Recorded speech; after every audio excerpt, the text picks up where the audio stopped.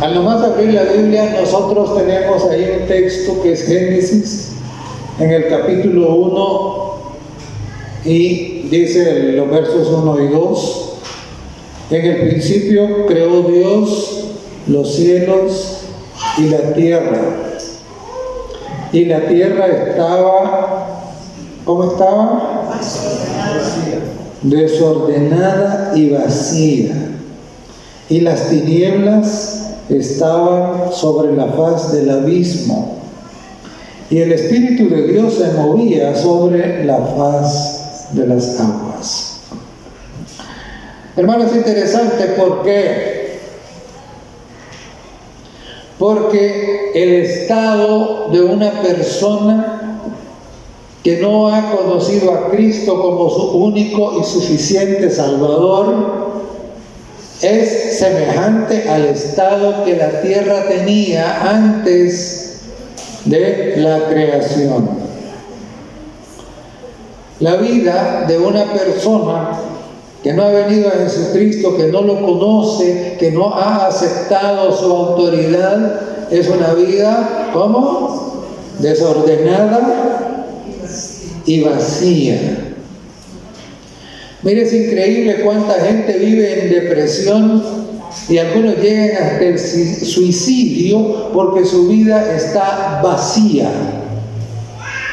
Y otros tratan de llenar ese vacío con una vida desordenada. Y prueban esto, prueban lo otro, prueban aquello y el vacío no desaparece. ¿Por qué? Porque ese vacío solo lo puede llenar Dios únicamente.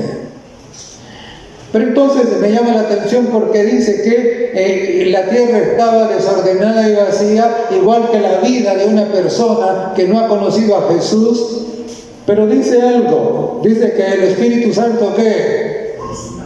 Dice que se movía sobre la faz de las aguas. Mire, el Espíritu Santo anda rodeando a todas estas personas que tienen la vida desordenada y vacía. ¿Y para qué? Para que ya no sea así. Y dice el verso 3, y dijo Dios, sea la luz, y fue la luz. Y vio Dios que la luz era buena, y separó Dios la luz de las tinieblas. Mire qué lindo. Claro, cuando una persona responde a la influencia del Espíritu Santo, entonces es iluminada. Entonces viene ¿qué? Viene la luz. Me llama la atención porque dice, y dijo Dios, sea la luz. La palabra de Dios trajo la luz. Amén. Y el que tiene la vida desordenada y vacía necesita la palabra para ser iluminado. Y dice, y vio Dios que la luz era buena y separó Dios la luz de las tinieblas. Es importante, hermano. Cuando llega la luz, ¿qué hace? Nos separa, nos aparta de las tinieblas. Nos saca del mundo, pues. Nos separa. Y cuando nosotros vamos allá al Salmo 119, 105, ese salmo que pareciera que todo el mundo sabe de memoria, ¿cómo dice? Lámpara es tu palabra y lumbrera. Lámpara es a mis pies tu palabra y lumbrera a mi camino. ¿Qué hace una lámpara? Alumbra. ¿Qué es lo que da? Luz. Hermanos, Dios sigue iluminando nuestro camino por medio de esta palabra bendita que Él compara como una lámpara. Y claro, nuestra lectura introductoria la encontramos ahí en 2 de Pedro, el verso 1, el capítulo 1, perdón, y el verso 19. Y el apóstol Pedro compara a la palabra profética, la palabra de Dios, toda la palabra de Dios es una profecía, toda, ya voy a explicar por qué. ¿Con qué la compara? ¿Ah? Como una antorcha, dice. ¿Y en qué se parece una antorcha con una lámpara? ¿Ah? Las dos alumbran, las dos dan luz. Y Pedro todavía dice, como una antorcha que hace, que alumbra, ¿en dónde? En lugar oscuro. Entonces, hermanos, la luz del Señor nos llega por medio de su palabra. Y entonces Pedro la llama palabra profética. Y nosotros tenemos que entender lo siguiente, hermanos. Mire, todos los autores de la Biblia fueron profetas. Todos, sin excepción. ¿Por qué razón? ¿Qué es un profeta? Algunos piensan que un profeta es alguien que adivina. No. Un profeta es aquel que dice lo que Dios le mandó a decir. Ese es un profeta. Es un heraldo. Es el que anuncia un mensaje que Dios le dio. Ese es un profeta. Y tenemos la seguridad absoluta que los autores de la Biblia no inventaron las cosas. No fue una ocurrencia de ellos. Todos ellos dijeron, ¿qué cosa? Lo que Dios les había mandado a decir. Y en ese sentido es que todos son profetas. Ahora, hay profecías que les llamamos profecías escatológicas, que son profecías aplicadas al tiempo del fin, al fin del mundo. Y teníamos también desde el inicio las profecías mesiánicas, que anticipaban todo lo que iba a ocurrir en la vida de Jesús hasta su muerte, ¿verdad? Y también tenemos la profecía en donde se nos adelantó la historia de la iglesia, ¿verdad? Ahí las tenemos, ahí están en Apocalipsis, ¿no? Oye, entonces, hermanos, fíjese que en 2 de Pedro, ahí más adelantito, en el verso 21, dice que nunca la profecía fue traída por voluntad humana, sino dice que los santos varones hablaron siendo inspirados por el Espíritu Santo. Entonces lo que tenemos nosotros en la Biblia es la expresión del Espíritu Santo. Es lo que Él quiso darnos a conocer. Es lo que necesitamos nosotros para iluminar nuestro camino, para separarnos de las tinieblas. No lo olvide. Y el Señor Jesús, en el sermón en donde inaugura su reino espiritual, donde lo anuncia, el sermón del monte, el Señor Jesús dijo esto. Y cualquiera, dijo, que oye todas estas palabras y las, ¿qué? Y las hace, le compararé, dijo, ¿a qué? Le compararé a un hombre prudente que edificó sobre la roca. Y vinieron vientos y tempestades. ¿Y qué pasó con la casa?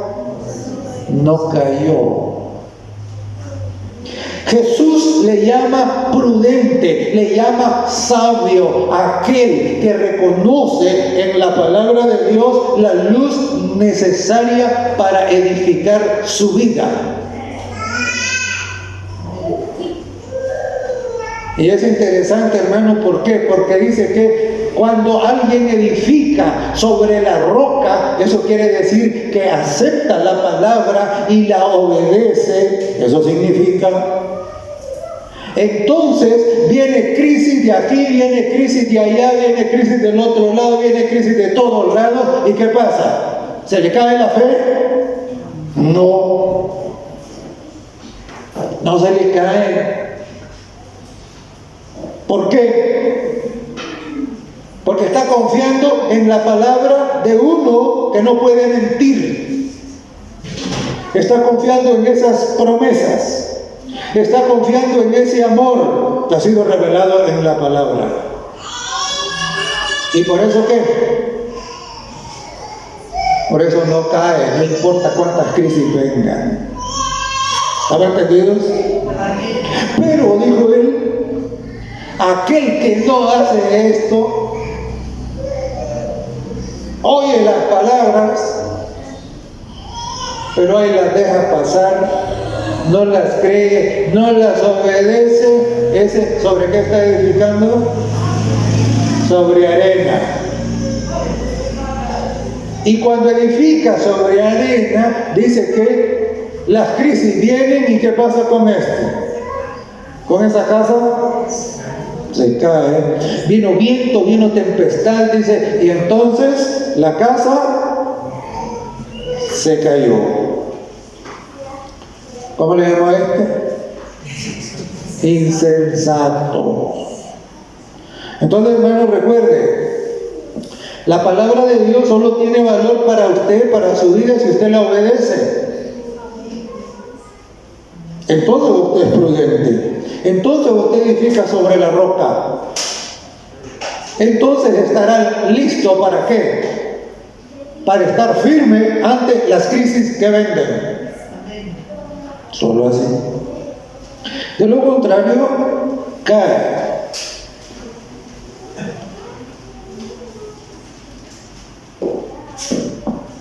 Los fariseos y los saduceos, que eran la élite, eran los intelectuales de aquel tiempo.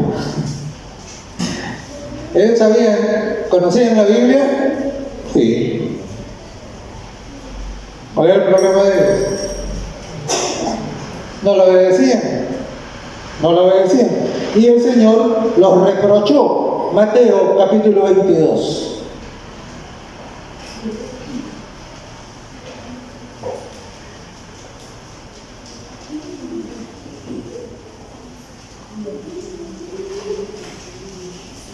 Verso 29 dice: entonces respondiendo Jesús les dijo: erráis, ignorando las Escrituras y el poder de Dios.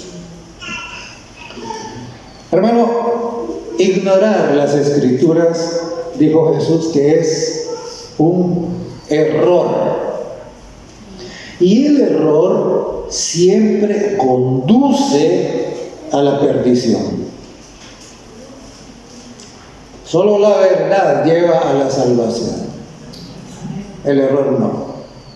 ¿Verdad? Y en relación con todo esto que hemos comentado hasta este momento, sucede de que nosotros tenemos dos problemas.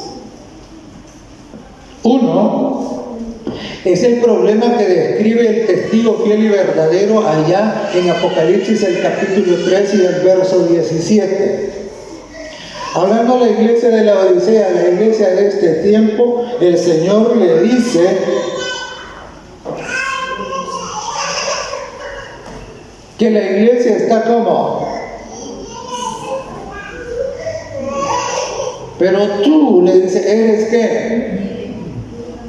Miserable, pobre, y luego ¿qué dijo?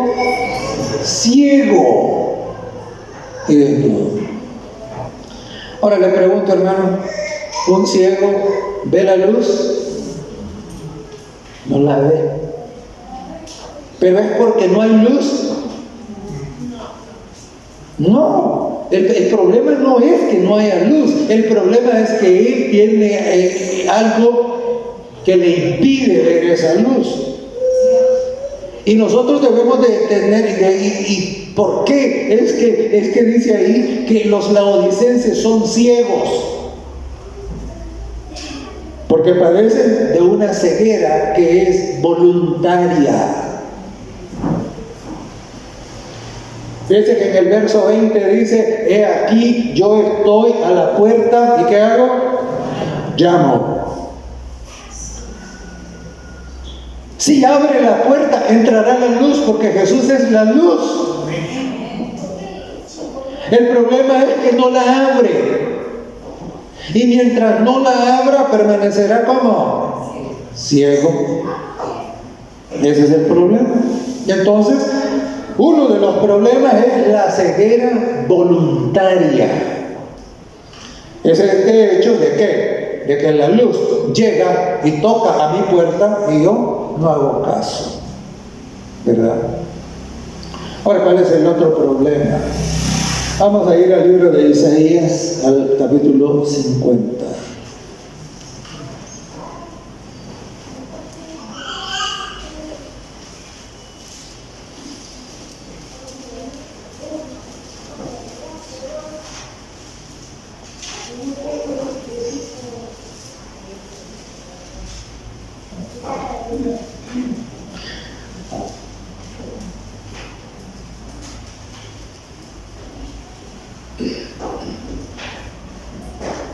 Vamos a leer los versos 10 y 11.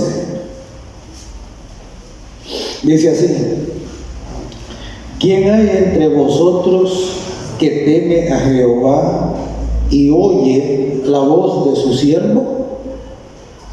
El que anda en tinieblas y carece de luz, confíe en el nombre de Jehová y apóyese en su Dios.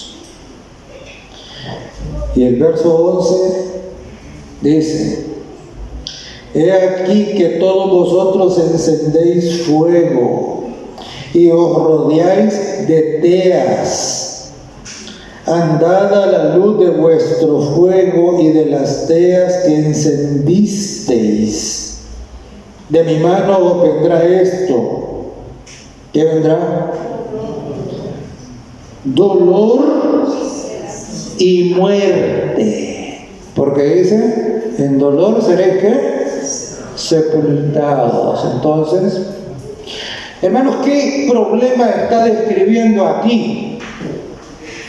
El problema que está describiendo aquí es el de aquellos que dicen que ellos encienden sus propias antorchas y que andan a la luz del fuego que ellos se han inventado.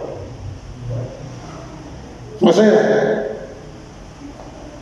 lo que se quieren iluminar no con la lámpara que describió el salmista, no con la antorcha que describió Pedro, sino con su propia antorcha. Y hermanos, qué terrible, ¿verdad? Porque nosotros no tenemos que apartarnos ni a un lado ni al otro de lo que dice la palabra de Dios. Cada uno de nosotros es el responsable de estudiar la palabra por sí mismo. Amén. Y orar suficiente, pidiendo ser iluminado. Y no debemos caer en la trampa de ¿qué? De dejarnos llevar por lo que dice el fulano de tal ahora en la actualidad, o lo que dijo alguien allá en el pasado. Mire, había unos hermanos de los fundadores, de los que estuvieron con Miller y todo esto, ellos venían de diferentes iglesias. Bueno, Jaime White venía de la Conexión Cristiana. Miller venía de la Iglesia Bautista.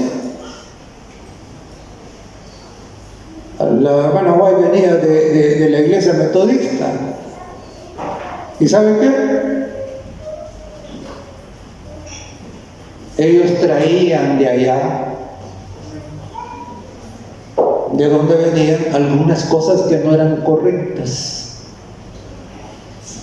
Y por eso nosotros no podemos ni debemos decir, es que esto lo creía fulano.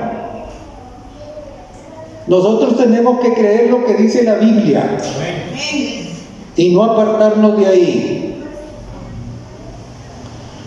Y el apóstol Pedro, en la segunda epístola que escribió, dice, segunda de Pedro capítulo 3,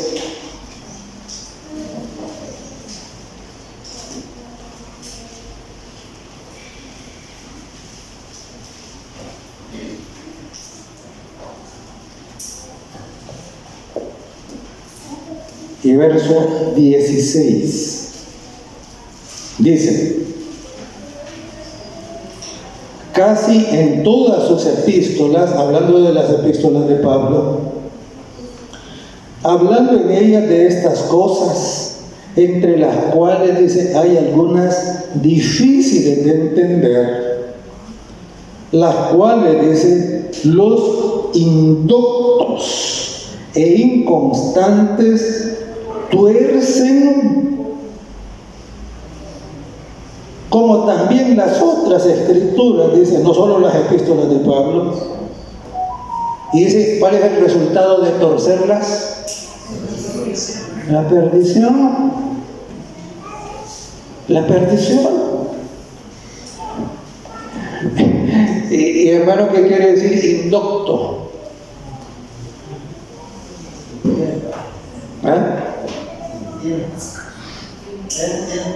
¿Cómo? Sin ciencia.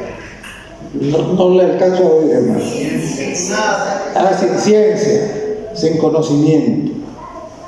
Indocto, exacto. Quiere decir que no conoce bien cómo es. Y yo le voy a poner un desafío esta mañana, hermano. Miren, yo no sé cuántos años tiene usted de estar en la iglesia. No lo sé. Pero en la educación, afuera, con 5 años usted se convierte en ¿qué? Usted se convierte en licenciado, en ingeniero.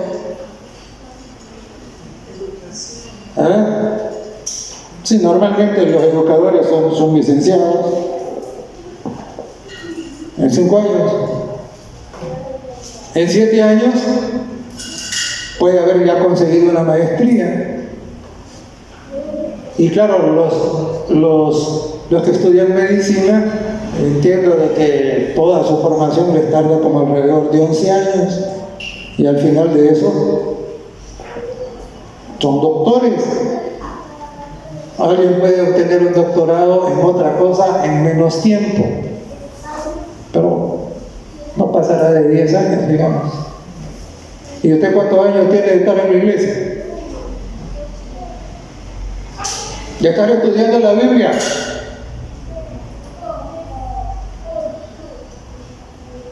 Si le pusiéramos un nivel de esos, ¿qué debería hacer usted?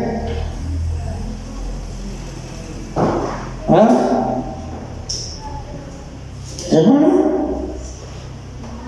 una vez, esto yo no sé cuántos se acuerdan del hermano Tim. Nadie, ¿verdad?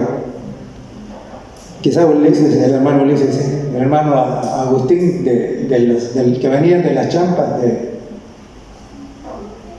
de Colima. Sí. No digo porque la anécdota que voy a contar tiene que ver con el hermano Ulises y yo.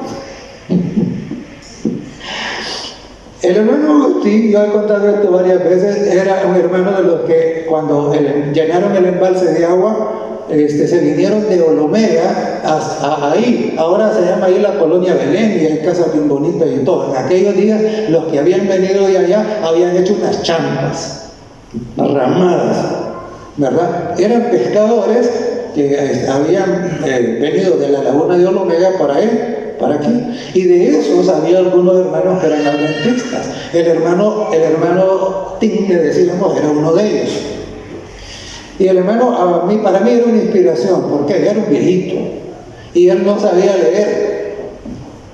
Y entonces, pero él cuando escuchaba algún verso que era clave, él decía, hermano, decía, repítamelo por favor. Y entonces él venía y comenzaba a repetirlo.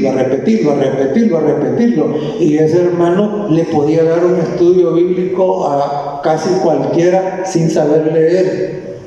Se había aprendido todos, se aprendían los versos de memoria sin saber leer.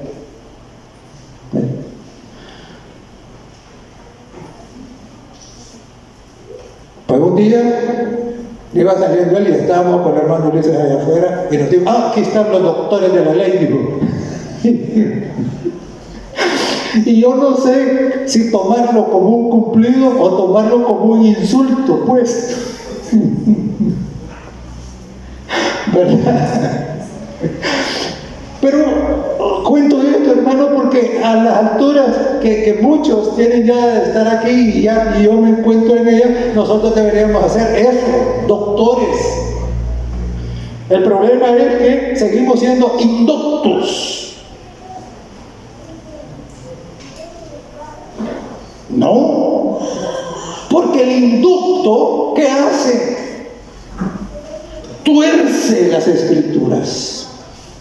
Y entonces agarra un verso aquí y le da un significado que no tiene nada que ver con lo que realmente significa. Tuerce las escrituras. Y por eso, hermanos, cada cristiano debe haber aprendido la hermenéutica básica. Es decir, cómo estudiar la Biblia, ¿para qué? Para no darle un significado que no tiene. Miren, un montón de gente diciendo un montón de cosas acerca de la Biblia que la Biblia ni por cerca. No voy a entrar en más detalles y el tema no es aquí darles, ¿cómo se llama? Un curso de hermenéutica. No. Pero cada uno debería interesarse en esto, para no torcerlas, para ya no ser inducto.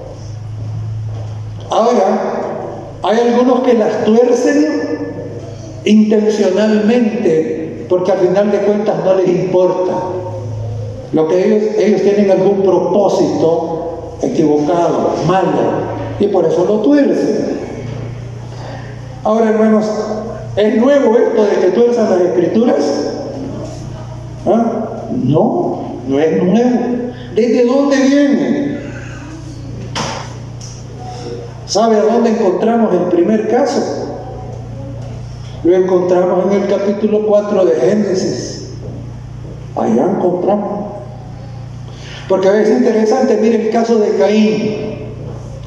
Caín podía haber dicho, a mí no me importa Dios, yo no quiero religión, yo no quiero nada, y no ofrecer ninguna ofrenda, no construir un altar. ¿Pero qué hizo? Construye un altar y presenta una ofrenda. ¿Hasta ahí había algo de malo? No, pero torció la palabra de Dios. Dios había dicho, sin derramamiento de sangre no hay perdón de pecados. Y entonces Caín dijo, no, yo voy a ofrecer lo mío, frutas. ¿Tienen sangre las frutas?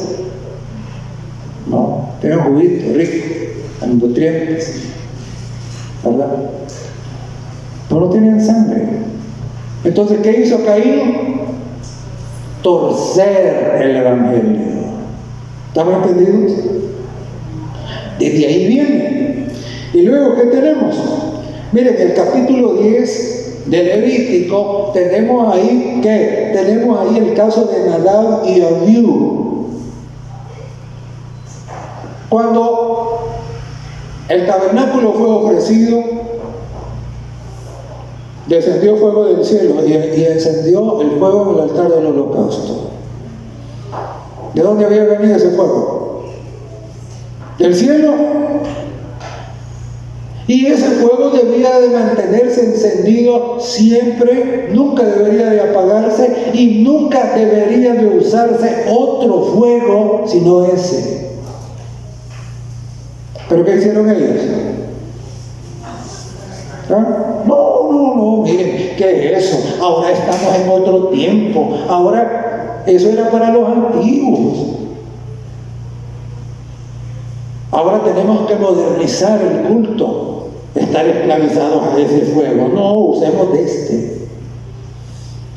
Le agarraron para poner en sus incensarios, ¿qué clase de fuego? Fuego extraño.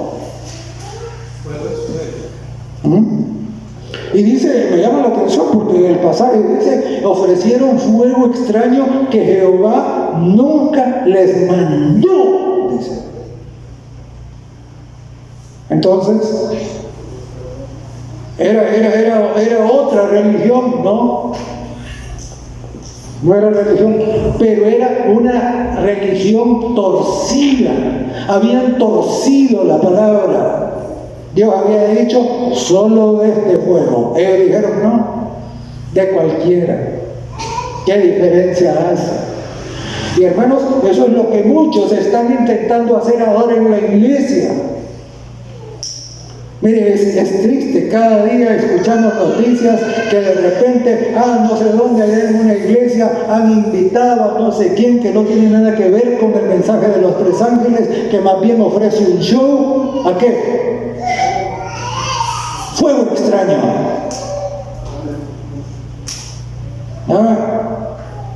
Y en los eventos, a veces, ¿no? Haciendo cosas que son abominables delante de Dios. Cosas que Dios no mandó. Fuego extraño. Y claro, y ahí paró el torcimiento. No, Señor. Cuando nos vamos al libro de Números, en el capítulo 16, ¿qué tenemos? Tenemos ahí una rebelión en donde Coré, que era el líder, junto con Datán, Abirán y 250 más, dijeron, ¿y qué es eso? Si nosotros somos levitas también, si nosotros tenemos los mismos derechos y la misma capacidad que todos los demás, ¿por qué nosotros no podemos ser sacerdotes? ¿Por qué no podemos ser ordenados nosotros también?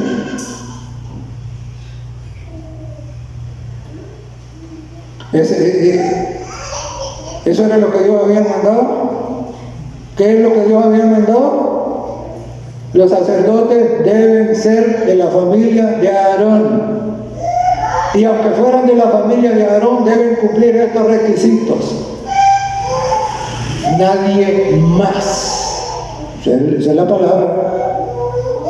Pero ellos, ¿qué? Ellos dijeron, no, si nosotros también tenemos capacidad, somos iguales. ¿Qué estaban haciendo? Estaban torciendo la palabra de Dios. Y hermanos, ¿tenemos eso hoy? ¿Sí o no? Claro. Mira, hay un montón torciendo la palabra de Dios para tratar de justificar lo que Dios ha dicho, que no es así. Ordenar ancianas y ordenar pastoras.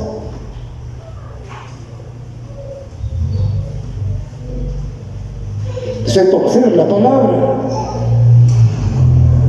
¿Y qué pasó con Coré, Datán, Abirán y todos sus seguidores?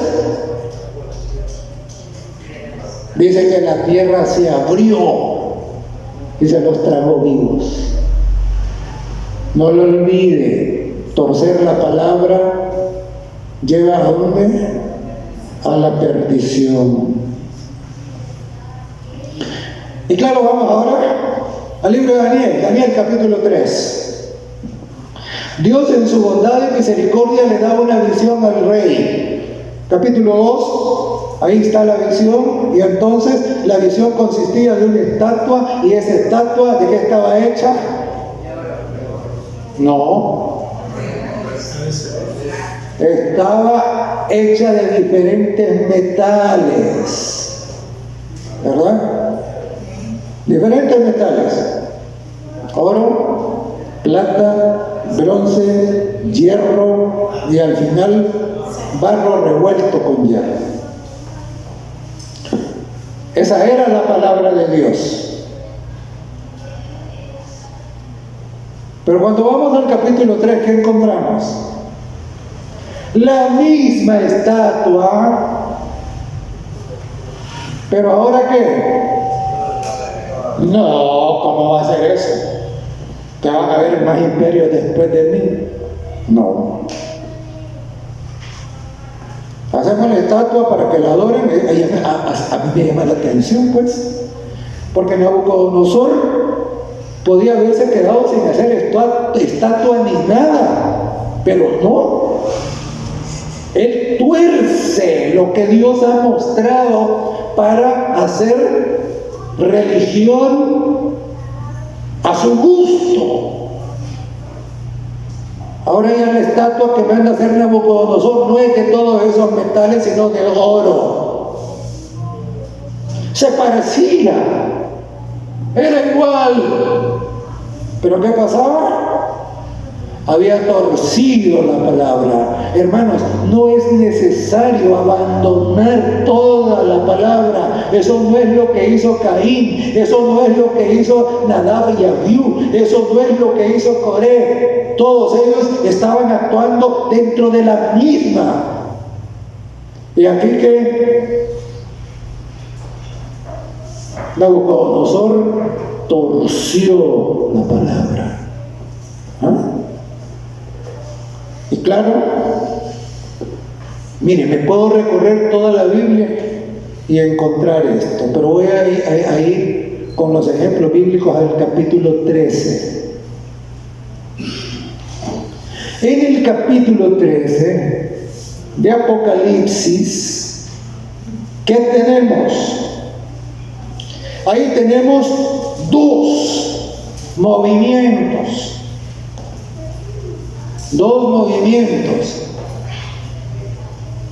que pretenden presentar la palabra de Dios, el cristianismo, pero ¿qué han hecho con la palabra? La han torcido. ¿Cuáles son? Apocalipsis 13, de entrada, ¿qué tenemos? La bestia que sale del mar. Ya sabemos que es el sistema católico romano.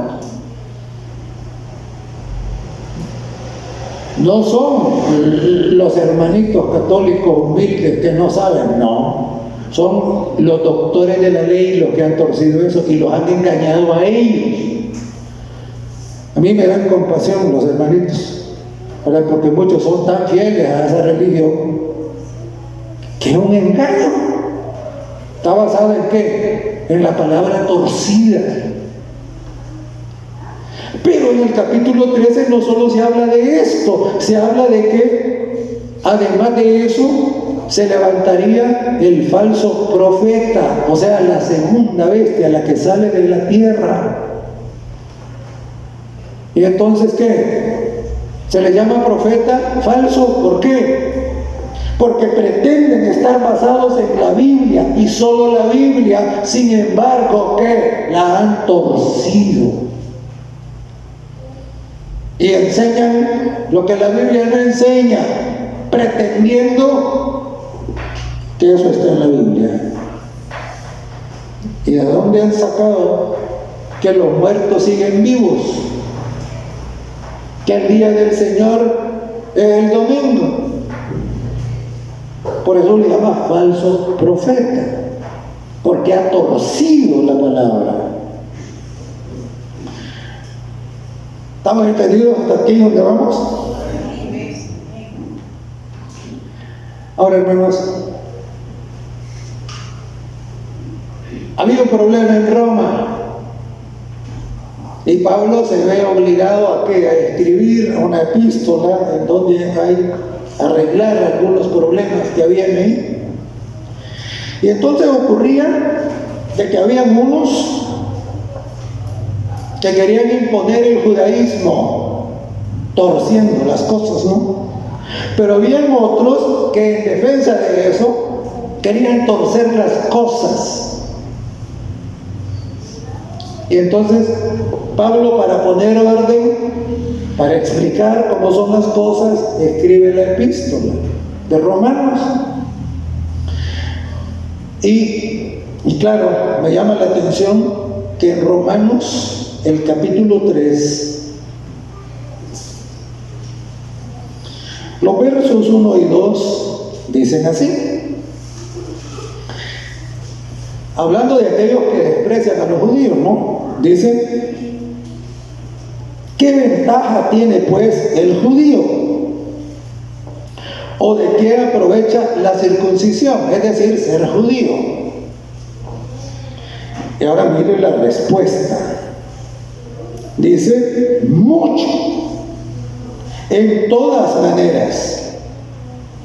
Primero dice: ciertamente que les ha sido confiada, ¿qué cosa? La palabra de Dios.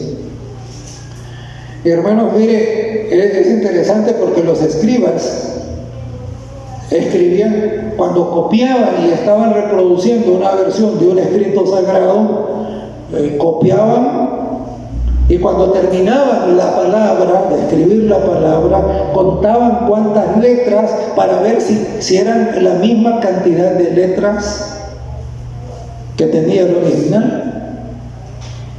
Era para asegurar que la Biblia se mantuviera. El problema de ellos no es que no fueron guardianes de la palabra, sí fueron guardianes de la palabra. El problema de ellos es que no edificaron sobre la roca, no la obedecieron, sino que la abandonaron. Vino el Mesías, que esa palabra que ellos habían custodiado tanto anunciaba, y lo rechazaron. Y entonces el pueblo judío como pueblo dejó de ser pueblo de Dios. Y ahora, Romanos capítulo 2 y el verso 28 dice: concluimos pues que el hombre es justificado por fe sin las obras de la ley. Perdón, estoy leyendo el 3, el capítulo 2. Capítulo 2. 28, verso 28. Dice: pues no es judío el que lo es exteriormente, ni es la circuncisión la que se hace exteriormente en la carne, sino que es judío el que lo es en lo interior, y la circuncisión es la del corazón, en espíritu, no en letra, la alabanza del cual no viene de los hombres, sino de Dios. Entonces, hermanos, entendamos aquí un asunto. El pueblo literal judío, el de sangre, ellos dijeron: no tenemos más rey que César, este no es el Mesías nuestro. Lo rechazaron, y por eso Jesús les dijo: su casa les es dejada desierta, refiriéndose al templo. De ahí en adelante ese templo perdía el valor que tenía, ya no más. Pero Dios siempre necesita un pueblo que sea guardián de la palabra. Y entonces, ¿quiénes iban a ser los guardianes de la palabra ahora? La iglesia. La iglesia. Los nuevos judíos. Los judíos espirituales. El Israel espiritual. Entonces Dios levanta un pueblo y hermanos, es interesante, ¿por qué? Porque por un montón de tiempo este pueblo ha sido conocido como el pueblo del libro. ¿A cuál libro se refieren? A la Biblia. Y una vez alguien me contó que dice que escuchó a la plática de unos hermanos de no sé qué iglesia serían, que le dijo al otro, uno al otro, mira, le dijo, no dejes que un adventista abra la Biblia, le dijo, porque si dejas que la abra ya perdiste. Yo no sé qué tiempo fue eso, hermanos. Pueblo del libro, este tiene que ser el pueblo del libro. Usted lo que cree tiene que saber por qué lo cree, tiene que saber a dónde está y tiene que tener la capacidad de decirle a la gente, mire, aquí está escrito. Somos los herederos de la Reforma Protestante y uno de los caballos de batalla de la bandera de la Reforma Protestante era sola Escritura. Sola Escritura. Hermanos, necesitamos volver a eso. Mire, cuando Satanás tentó a Jesús en el desierto, allá en Mateo capítulo 4, llegó el diablo y el diablo ¿qué le pedía? Milagros.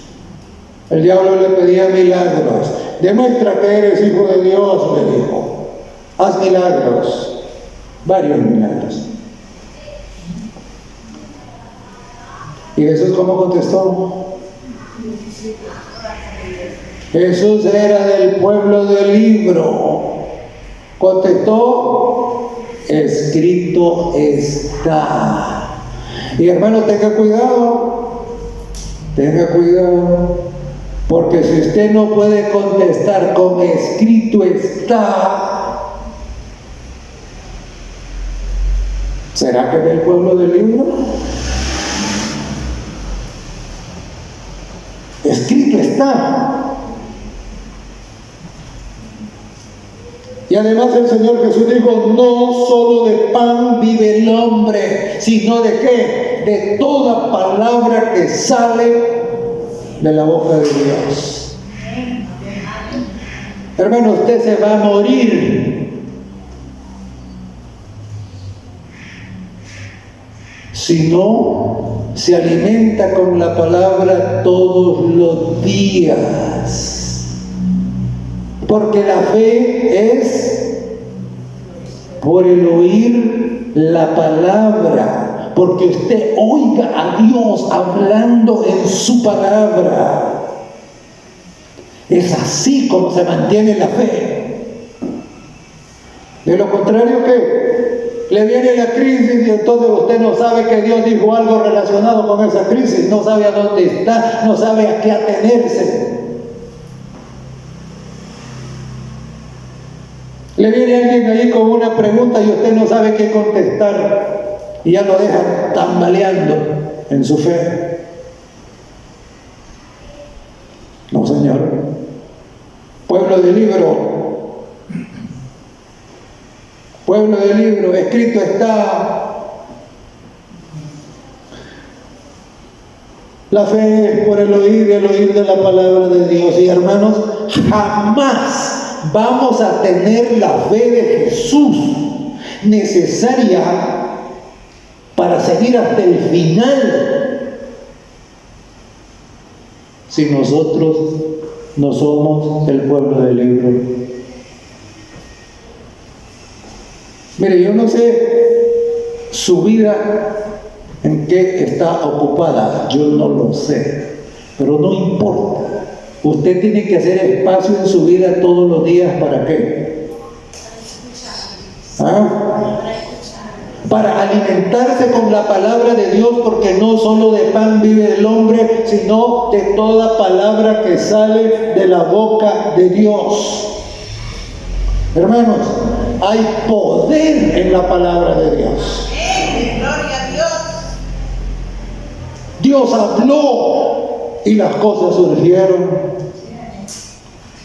Y allí en Mateo, el capítulo 8,